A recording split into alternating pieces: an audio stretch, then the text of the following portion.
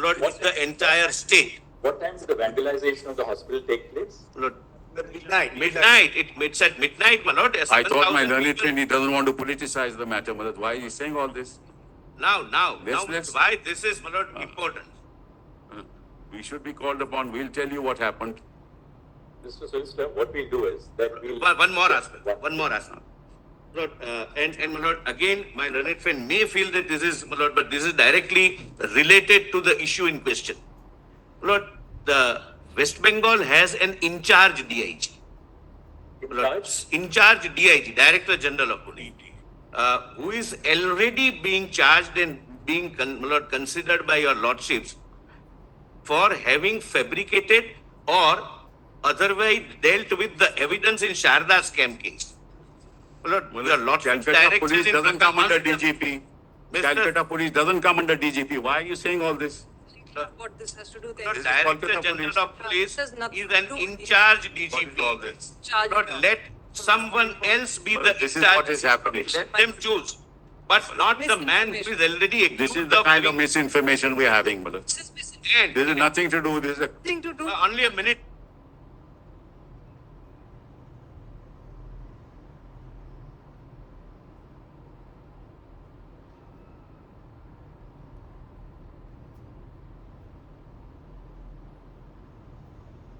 Malad, I have only one small request. Another minute. What you propose to do about the principal? Whatever your lordship says, we'll do, Malad. Constitute. Malad, whatever your lordship says, we will do. There's no issue. SIT is constituted. SIT is constituted, but whatever your lordships will say, we will do. We are not, Malad, this is not adversarial, as I said. Malad, just give me just 1 minute. I just handed over something to your lordship. Just have a look at it, Malad. Depends on Just the. give it to my lord. Three Can I copies only that I hand.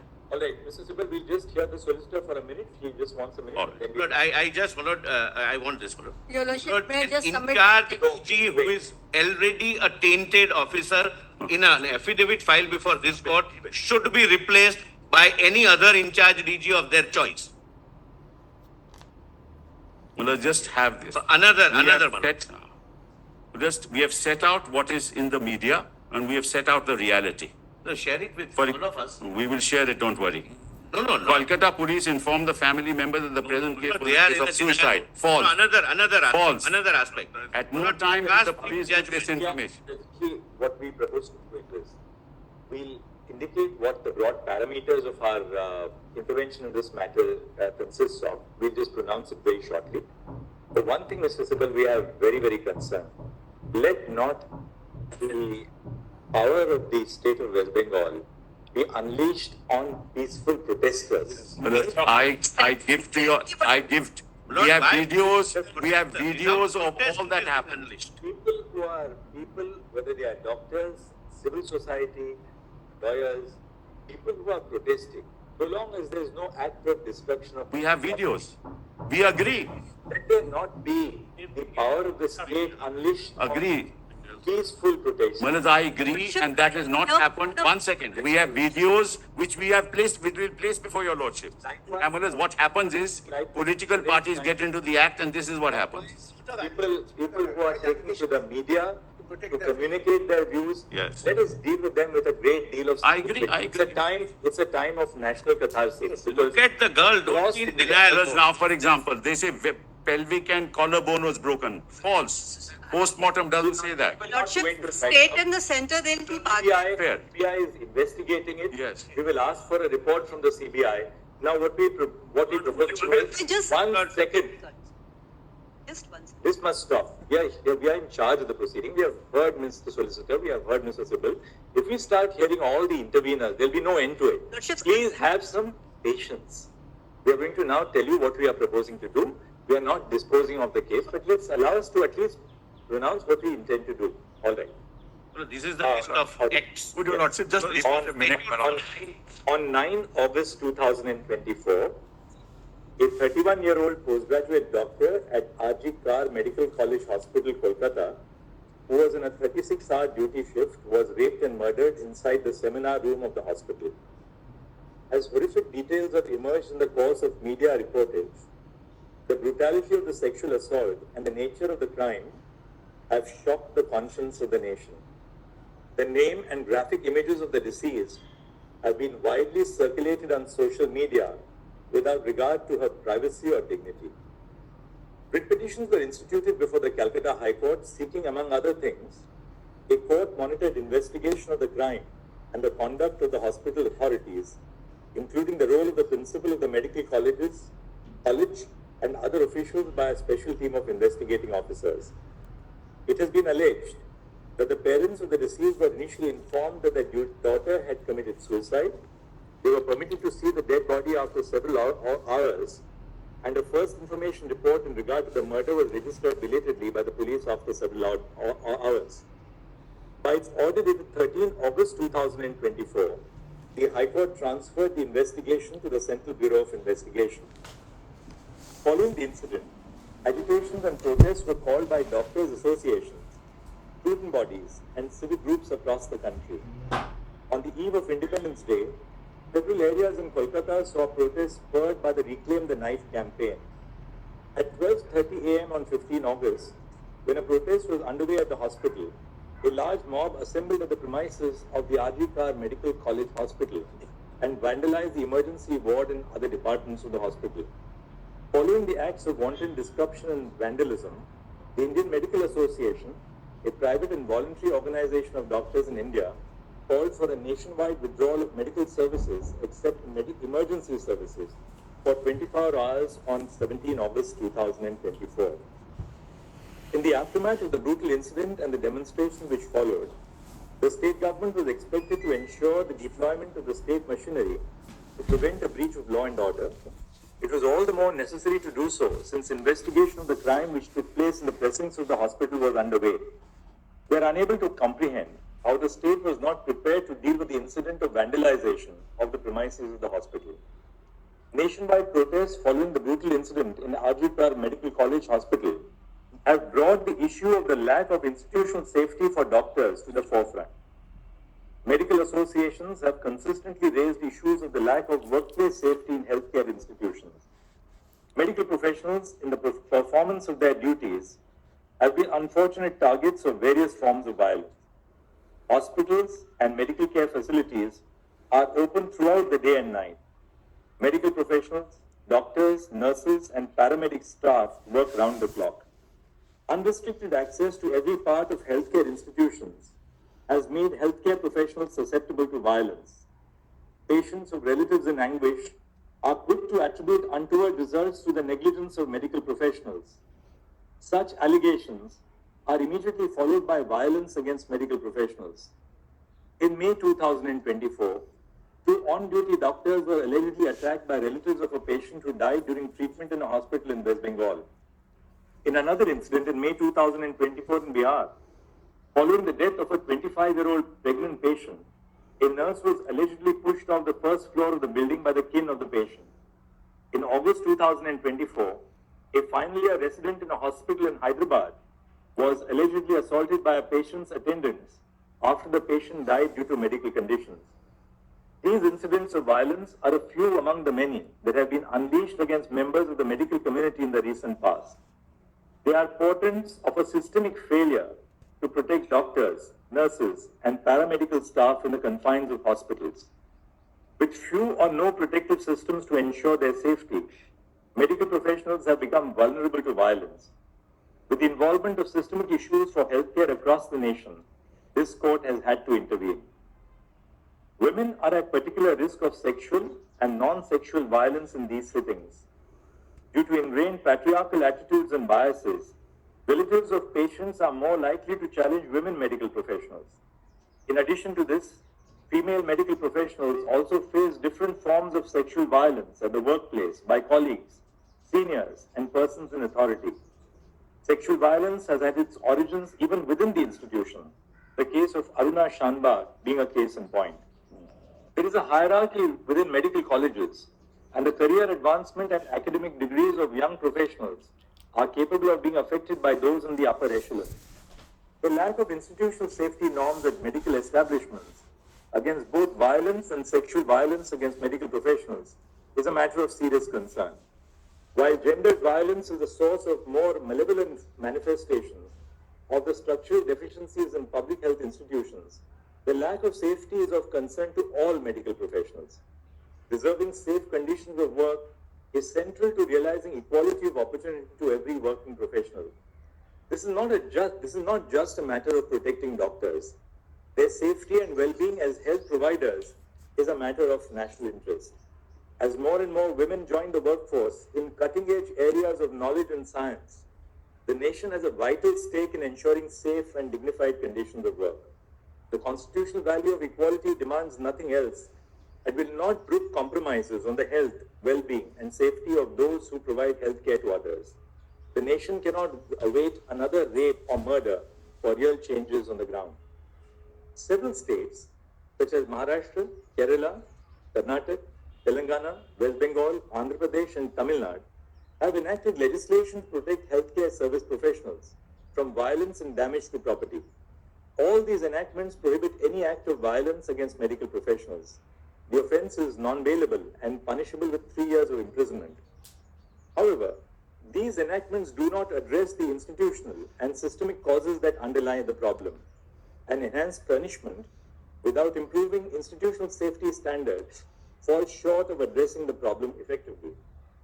We have attempted to flag here the ground reality indicating the lack of institutional safety standards in healthcare institutions. A non-exhaustive formulation is set out below. A. Medical professionals who are posted for night duties are not provided adequate resting spaces. More often, doctors rest in the patient's room or in available public spaces. Duty rooms are scant. Separate duty rooms for male and female medical professionals are conspicuous by their absence in most healthcare establishments. B. Interns, residents, and senior residents are made to perform 36-hour shifts in conditions where even basic needs of sanitation, nutrition, hygiene, and rest are lacking. There is an absence of uniformity in terms of a standard national protocol. The fear of retribution prevents most healthcare professionals from questioning the absence of facilities for basic well-being. C. Lack of security personnel in medical care units is more of a norm than an exception. More often than not, medical professionals, which includes young resident doctors, interns, and nurses, are left to handle unruly attenders. Open access to healthcare facilities leaves medical professionals vulnerable to undesirable elements. D. Medical care facilities do not have sufficient toilet facilities. Most often, there is only one common toilet for medical professionals in one department. E. The hostels or places of stay for medical professionals are situated far from the hospital. Doctors and nurses who have to travel to and from the hospital are not provided transport facilities by the institution. Even within the precincts of the sprawling spaces of public hospitals, there is either inadequate or no transportation facilities for the safe commute of professionals. F. There is an absence or lack of properly functioning CCTV cameras to monitor ingress and egress to the hospital and to control access to sensitive areas. G. The patients and their attenders have unrestricted access to all places within the hospital, including intensive care units and the doctor's resting rooms. H. Lack of screening for arms and weapons at the entrance of hospitals. I. Dingy and ill-lit places within the hospitals. J. Medical professionals have to shoulder the responsibility of being both medical and emotional caregivers to patients and their relatives. There are no supportive facilities and no training and communication skills. And K. Certain spaces within hospitals, such as the intensive care unit and the emergency wards, are prone to a greater risk of violence because of the severity of medical conditions of patients in these departments. We have, in this backdrop, formed a view that a national consensus must be evolved after due consultation with all stakeholders on the urgent need to formulate protocols governing the issues which this order has highlighted. We have attempted to compose for this purpose a diverse body of persons with experience in healthcare institutions. A national task force with the following members of the medical profession is hence constituted. 1. Surgeon Vice Admiral Aarti Saryan, AVSM, VSM, Director General Medical Services, Navy. 2. Dr. D. Nageshwar Reddy, Chairman and Managing Director, Asian Institute of Gastroenterology and AIG Hospitals, Hyderabad. 3. Dr. M. Srinivas, Director, All India Institute of Medical Sciences, AIIMS, Delhi. 4. Dr. Pratima Murthy, Director, National Institute of Mental Health and Neurosciences, NIMHANS, Bangalore. E. Dr. Govardhan Dutt Puri, Executive Director, All India Institute of Medical Sciences, Jodhpur. 5. 6. Dr. Soumitra Rawat, Chairperson, Institute of Surgical Gastroenterology, GI and HPB Oncosurgery and Liver Transplantation, and Member Board of Management, Sir Gangaram Hospital, New Delhi, and Member Court of Examiners of the Royal College of Surgeons, England. 8. Professor Anita Saxena, Vice Chancellor, Pandit B.D. Sharma Medical University, Rohtak, formerly Dean of Academics, Chief, Cardiothoracic Center and Head Cardiology Department at the All India Institute of Medical Sciences, Delhi. 9. Dr. Pallavi Saple, Dean, Grant Medical College and Sir J.J. Group of Hospitals, Mumbai. And 10. Dr. Padma Srivastav, former professor at the Department of Neurology, AIIMS, Delhi, currently serving as the Chairperson of Neurology at Paras Health, Gurugram. The following shall be the ex officio members of the NTF. A. The Cabinet Secretary to the Government of India. B. The Home Secretary to the Government of India. C. The Secretary, Ministry of Health and Family Welfare, Government of India. D. Chairperson of the National Medical Commission. And E. President of the National Board of Examinations. The NTF shall formulate effective recommendations to remedy the issues of concern pertaining to safety, working conditions, and well-being of medical professionals and other cognate matters highlighted in the above segments of this order. The NTF shall, while doing so, consider the following aspects to prepare an action plan. The action plan may be categorized under two heads. 1. Preventing violence, including gender-based violence against medical professionals. And 2. Providing an enforceable national protocol for dignified and safe working conditions for interns, residents, senior residents, doctors, nurses, and all medical professionals. 1. Prevention of violence against medical professionals and providing safe working conditions. A. Ensuring due security in medical establishments. 1.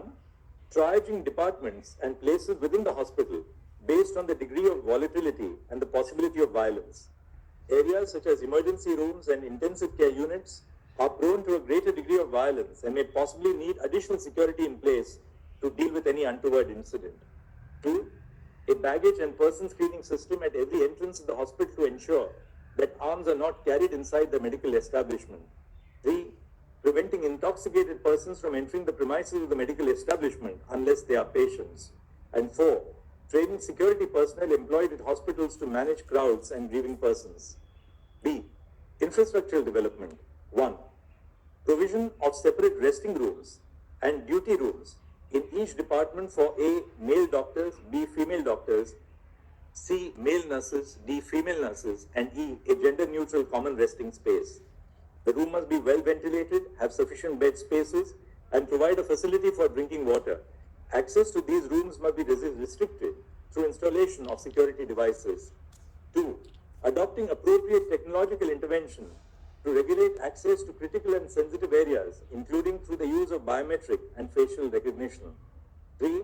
Ensuring adequate lighting at all places in the hospital, and if it is a hospital attached to a medical college, all places within the campus. 4. Installation of CCTV cameras at all entrance and exit points of the hospitals and the corridors leading up to all patient rooms. And 5. If the hostels or rooms of the medical professionals are away from the hospital, provision of transport between 10 p.m. to 6 a.m. for those who wish to travel to or from their place of stay to the hospital. C. Employment of social workers trained in grief and crisis counseling at all medical establishments. D. Conducting workshops for all employees of medical establishments, including doctors, nurses, and helpers, on handling grief and crisis. E. Constitution of employees' safety committees composed of doctors, interns, residents, and nurses at every medical establishment to conduct quarterly audits on institutional safety measures. F. Including additional requirements on institutional safety measures for medical professionals as a criteria for accreditation of healthcare establishments by the National Accreditation Board for Hospitals and Healthcare Providers. And G. The possibility of establishing police posts in medical facilities commensurate with the footfall, bed strength, and facilities. 2. Prevention of sexual violence against medical professionals. A. The Sexual Harassment of Women at Workplace Prevention, Prohibition and Redressal Act 2013 applies to hospitals and nursing homes, including private healthcare providers. In terms of the provisions of the Act, an internal complaints committee must be constituted in all hospitals and nursing homes. B.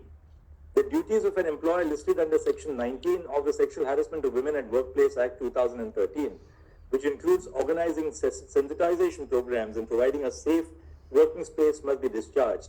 And C. Ensuring for every medical institution a helpline number for medical professionals, which is open 24/7, and emergency distress facilities. It is clarified that the phrase medical professionals used in this judgment encompasses every medical professional, including doctors, medical students who are undergoing their compulsory rotating medical internship as a part of the MBBS course, resident doctors and senior resident doctors and nurses, including those who are nursing interns. The phrases medical establishments, hospital, medical institutions are interchangeably used. The NTF shall be at liberty to make recommendation on all aspects of the action plan highlighted above and any other aspects which the members seek to cover. They are at liberty to make additional suggestions where appropriate. The NTF shall also suggest appropriate timelines by which the recommendations could be implemented based on the existing facilities in hospitals. The NTF is required to consult all stakeholders, bearing in mind the gravity and urgency of the situation. We have included the heads of the National Medical Commission and the National Board of Examinations as ex officio members of the NTF. Bearing in mind the national concerns which have been raised over the issue and the high priority which must be given to the creation of safe working conditions in healthcare institutions, we request the Cabinet Secretary to the Union Government to associate with the work of the NTF. The Home Secretary of the Union Government has also been made a member of the NTF in order to facilitate proper coordination with the state governments. The Secretary to the Ministry of Health and Family Welfare of the Government of India will be the Member Secretary of the NTF. The Ministry of Health and Family Welfare will provide all logistical support, including making arrangements for travel, stay, and secretarial assistance, and bear the expenses of the members of the NTF. The NTF is requested to submit an interim report within 3 weeks and the final report within 2 months from the date of this order. All state governments and union territory governments through their secretaries in the Ministries of Health and Family Welfare and the central government through the Secretary Union Ministry of Health and Family Welfare must collate information from all hospitals run by the state and by the central government respectively on the following aspects. A. How many security personnel are employed at each hospital and each department? B. Whether there is a baggage and person screening mechanism in place at the entrance of the medical establishment. C. The total number of resting/duty rooms in the hospital and specific details of the number in each department. D. The facilities provided in the resting/duty rooms. E. Information on whether all areas of the hospital are accessible to the general public, and if so, with or without any security restrictions. F. Whether there are CCTV cameras in the hospital. If there are, how many and in which locations? G. Whether the institution provides medical professionals training to appropriately handle the grief of patients. If so, the details of the training must be provided. H. Whether social workers who specialize in handling grief of families of the patients are employed at the hospital. If so, then total number of social workers must be provided. I. Whether there are police outposts within the premises of the hospital or the medical college hospital campus. J. Whether an internal complaints committee in terms of the Sexual Harassment of Women at Workplace Act 2013 has been constituted. And K. Whether the employer of the establishment has discharged the duties prescribed by Section 19 of the Act of 2013. If so, the details of it. The data submitted shall be tabulated and filed with an affidavit by the Union Government within 1 month from this order. The Central Bureau of Investigation shall submit a status report to this court by 22nd and not 23rd, by 22nd August 2024 on the progress in the investigation of the crime at RG Kar Medical College Hospital. The state of West Bengal shall also file a status report by 22 August 2024 on the progress of the investigation on the acts of vandalism which took place at the hospital in the aftermath of the incident. The matter will now be listed on 22 August 2020. Only one request. What is shared by the state of West Bengal with your lordships be given to CBI. We also need, have it. They cannot have any objection. 1 second, I can just say, you know, what that is. I have it.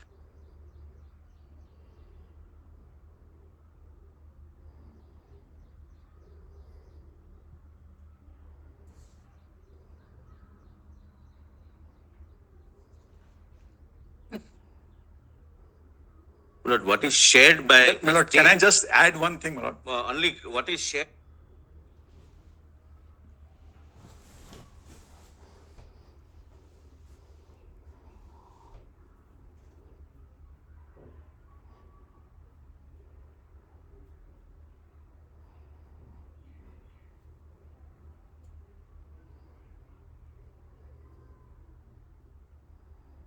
Principal of the college, is he now under suspension? Is he on long leave? What's that? He's on leave. He's on leave. High Court order. High Court order is Millard's operative. He's on leave. He's on leave.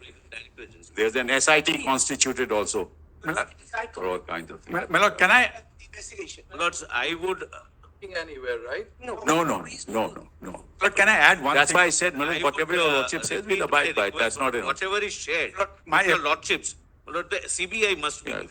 No, we will file an affidavit. But you have shared something with the One court, second. you can't have any objection. At not this point, Millard. In Lord, fact, what no, is I am happened- on that point What first. happens is, Millard, this goes to them, then the social media takes action. It'll No, there- exacerbate the CBI situation. This is only to inform your lordships, Millard, that what's in the social media is not correct, and what's happening is just contrary to Then why what the can't you record is. share with For CBI? example, they say it's a suicide. It is not a suicide. We never said. Hinted, But Mr. Subal, there's undoubtedly an unexplained delay. I am not on merit. yes, Lord. I am not on But that. it's to hide from CBI. Millard, one This- second. This shows we are One not second, getting one, cooperation. I am not on that, Millard. Millard, as I said, whatever needs to be done must be done. People must be convicted. There is no issue on that. It's just that I don't want, Millard, another kind of tirade in the social media. No, it Millard, will not be. You give it to will be, it will CBI. be. You I are know supposed to it. give it to CBI. One more thing. The state must ensure that those who practiced acts of vandalism and Absolutely. Yes. We have lodged 37. 37 already arrested, 50 FIRs filed. 37 already arrested. 50 FIR for one incident. It's a recipe for not investigating. you have one second. You have a copy of the, before we part with the matter for today, you have a copy of the autopsy report here? Yes. We have it. We have it. I have. You hand it over.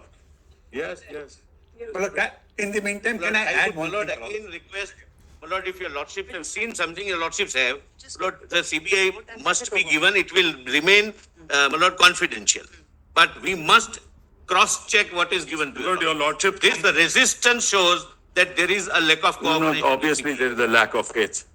Lord, your lordship. That on that day, Mr. Only 1 second, Yes, Lord. day after tomorrow. Give the entire thing. Today, my lord, they can give me today. My joint director is here. I'll give it to her. Oh, yeah. Allow that. Just allow. Yes. Yes. Now, my What lord. is there to hide from One CBI, second, my one lord? second. If they have given Nothing is- something related to crimes, it must be given, my lord, to the Kindly CBI. see, kindly see page 40. Kindly, Don't read it aloud, we'll just. kindly page 40.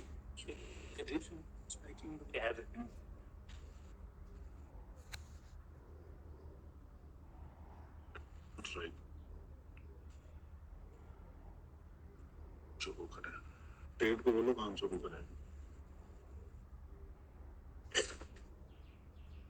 Instruction से ऐसा कहने का